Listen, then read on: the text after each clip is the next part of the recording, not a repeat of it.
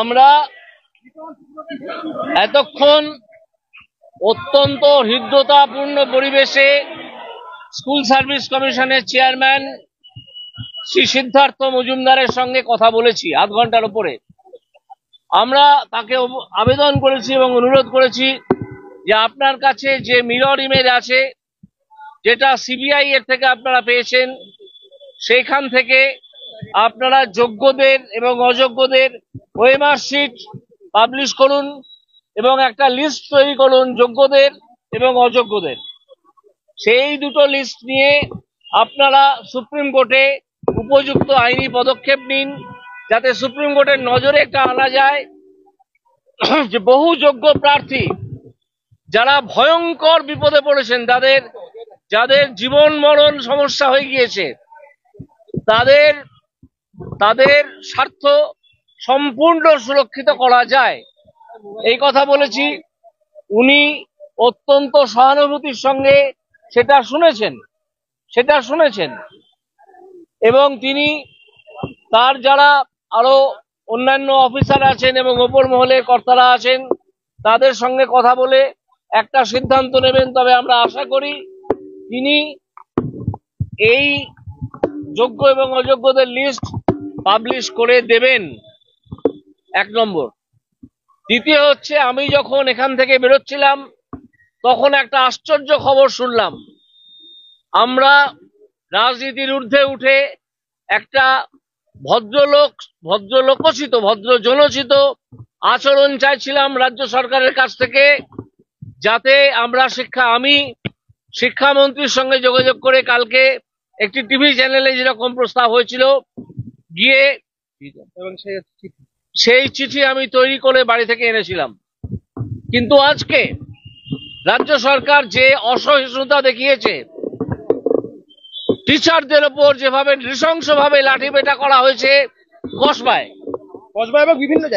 এবং বিভিন্ন জায়গায়, এবং গন্ডগোল শুরু হয়েছে বারাসাতে, এই যে খবর আমরা মিটিং করে বেরোনোর সময় পেলাম, তার পরিপ্রেক্ষিতে আমরা মনে করছি যে আর এই ভদ্রজনোচিত আচরণ করে কোনো লাভ নেই। এই যে রাজনীতির ঊর্ধ্বে উঠে বিষয়টাকে সমাধান করার কথা বলেছিলাম, সেটা কিন্তু যদি শিক্ষকদের উপর লাঠি চালনা করা হয়, পুলিশ নৃশংসভাবে লাঠি চালায়, তাহলে বুঝে নিতে হবে যে প্রশাসনের সদিচ্ছা নেই। যে সদিচ্ছা আমরা দেখিয়েছিলাম সেই সদিচ্ছার ভয়ঙ্কর অভাব বা তার একেবারে অনুপস্থিতি।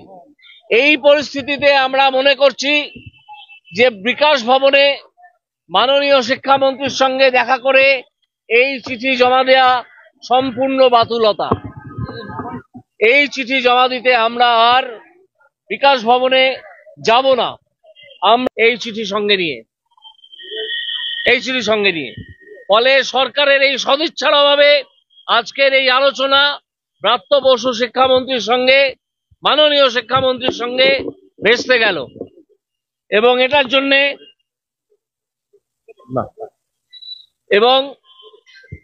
এই যে ভেস্তে গেল, এবং এর জন্য সম্পূর্ণ দায়ী রইলেন মমতা ব্যানার্জি এবং তার প্রশাসন। একজন দুর্নীতিগ্রস্ত নারী, তাকে চেয়ার থেকে টেনে নামাতেই হবে। আমরা এর প্রতিবাদে এই যে চিঠি, সেই চিঠি আমরা ছিঁড়ে ফেললাম, কারণ এই সরকারের এই আলোচনার ক্ষেত্রে সরকারের কোন রকম এই চিঠি আমরা ছিঁড়ে ফেলে দিলাম। সরকার এই আন্দোলনকে ভয় পাচ্ছে, কারণ সরকার বুঝতে পেরেছে যে তাদেরকে ক্ষমতা থেকে টেনে নামাতে হলে এই শিক্ষক আন্দোলন শুরু হবে। এই শিক্ষক আন্দোলন তার সূচনা করছে। এই সরকারের কথাটা ভাবুন, তারা ওএমআর শিট পুড়িয়ে দিয়েছে। ওএমআর শিট হার্ড কপি তারা প্রডিউস করতে পারছে না, অর্থাৎ একটা গুরুত্বপূর্ণ নথি তারা ধ্বংস করে দিয়েছে, যে সম্বন্ধে সুপ্রিম কোর্টের আদেশ এখানে আসে, এক নম্বর। দ্বিতীয় হচ্ছে, আপনারা দেখুন এই সরকারের অভ্যেস, যখন আরজি করে একটি মেয়ে ধর্ষিত এবং খুন হলো, সেখানে প্রমাণ লোপাট করা হলো এবং মেয়েটির মৃতদেহ 7 তাড়াতাড়ি পুড়িয়ে দেওয়া হলো, দাহ করা হলো। এই সরকার দুর্বৃত্তদের দ্বারা চালিত, দুর্বৃত্তদের এবং দুর্বৃত্তদের জন্য সরকার। এই সরকারের অভ্যাসই হচ্ছে প্রমাণ নষ্ট করে ফেলো, প্রমাণ নষ্ট করে ফেলো। এবং আপনারা জানবেন যে শুধু স্কুল সার্ভিস কমিশনের দেয়া যে চাকরি, শুধু সেটাই নয়, আরো অন্যান্য সব জায়গায় যেখানে যে চাকরি হয়েছে সর্বত্র চাকরি বিক্রি হয়েছে। পশ্চিমবঙ্গে এই কালচার আগে কখনো আমরা দেখিনি। আমি নিজে 3টে সরকারি চাকরি করেছি, দুটো সরকারি চাকরি করেছি, তারপরে আমি আদালতে প্র্যাকটিস করতে এসেছি। কোনোদিন এই ঘটনা ঘটেনি আমার জীবনে। আপনারা কজন পরপর দুটো সরকারি চাকরি করেছেন সেটা আমি জানি না, নিশ্চয়ই কেউ করেছেন। আজ একটা চাকরিও খাদ্য দপ্তরে বলুন, ভূমি সংস্কার দপ্তরে বলুন, অন্য কোনো দপ্তরে টাকা ছাড়া একটা চাকরিও হচ্ছে না। এবং একই দলের দুটো লোক যে বেশি টাকা দেবে শুধু তার চাকরি হবে, নিলামে উঠছে চাকরি। এই কুশ্রী প্রশাসন, দুঃশাসনদের এই প্রশাসন আমরা চাই না।